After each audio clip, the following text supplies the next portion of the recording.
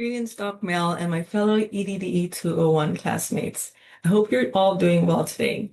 My name is Liz, and I will be discussing Module 2's exploration of the development of distance education and how it relates to the development in technology. This topic is important because distance education has come a long way, from the days of printed modules and radio broadcasts to the use of the internet, mobile apps, and interactive platforms we have today. And at the heart of this evolution is technology.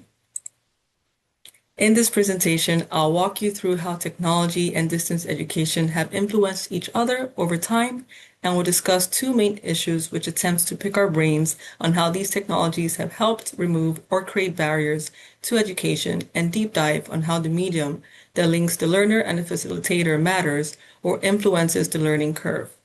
We'll be focusing on the learning objectives in which we can explain how the two are related to each other.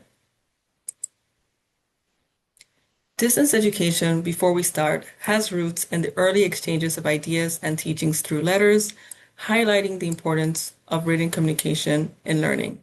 As a fun fact, Paul, one of Jesus' apostles, is believed to be the first distance educator as he communicated with early Christian groups through letters. Now let us begin to travel through the different time periods and identify the different developments made in both technology and distance education. On this slide, we're looking at some key milestones in the early development of distance education dating as far back as the 1700s.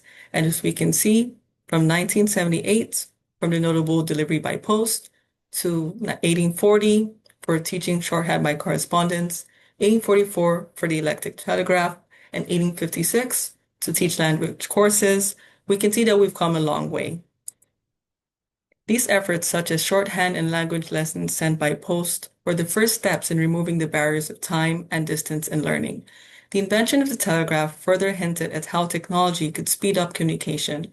Together, these early innovations set the foundation for today's digital and mobile learning systems, proving that the idea of learning from distance has always evolved alongside advances in communication technology. The foundations of these schools that were established from the 1700s to the 1800s have made a big, huge impact in setting the standards and policies to ensure that the quality of distance education was and is the same as traditional in-person learning, and they are equally important for monitoring and evaluating how distance education is delivered so that the improvements can be made over time. From the University of London or the UK, the University of South Africa, the mother of American correspondence study, which is Anna Ticknor, and Alexander Graham, who patented the telephone, we can see how these different people and establishments have made a big impact in the standard that we have today. The telephone especially was a huge breakthrough, as this initiated the beginning of streaming or streamlining two-way communication.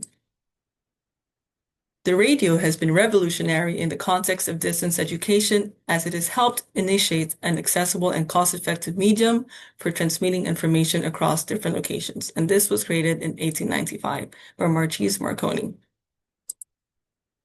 By 1923, over 10% of all broadcast radio stations were owned by educational institutions, which delivered educational programming.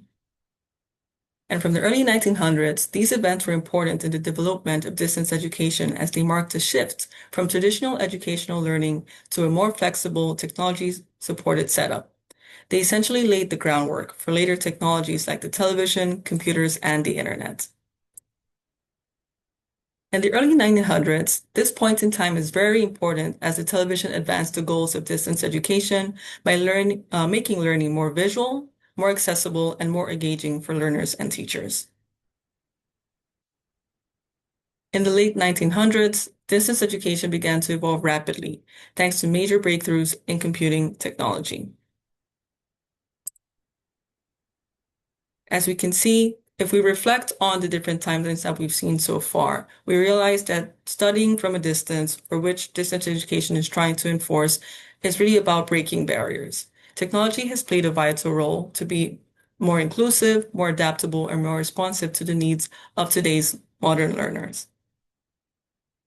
And Tim Berners-Lee, who developed the World Wide Web, has opened doors for online learning platforms, digital libraries, forums, video-based lessons, which completely transformed distance education into a more interactive and flexible experience.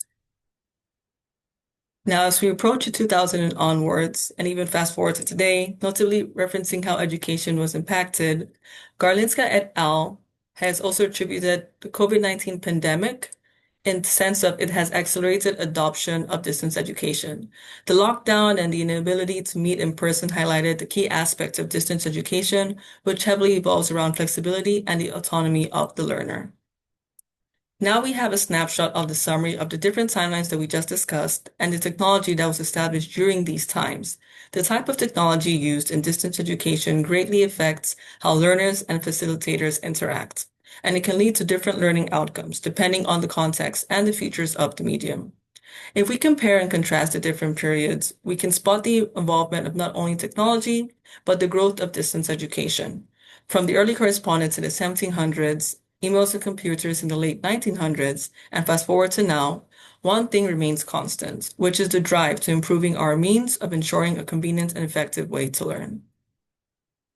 Let us dive into some pros and cons of some standout technologies and how it relates to distance education. For the radio and TV, it allows for a widespread learning, but it does not fully support two-way communication, which we learned in Module 1 is a defining element for distance education. While in contrast, computers and email introduced a two-way communication. They always allowed learners to interact with instructors, submit work electronically, and receive timely feedback.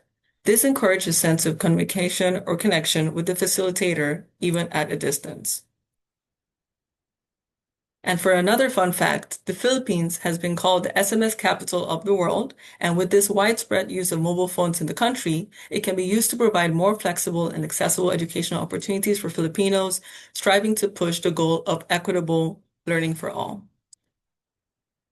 So with this high-level overview, it is safe to say that technology has made an impact in how we approach distance education today, and the different devices being used has its own use cases, pros, and its cons. These are my references used for this presentation. I'm looking forward to reading your insights and answering any questions you may have. Thank you.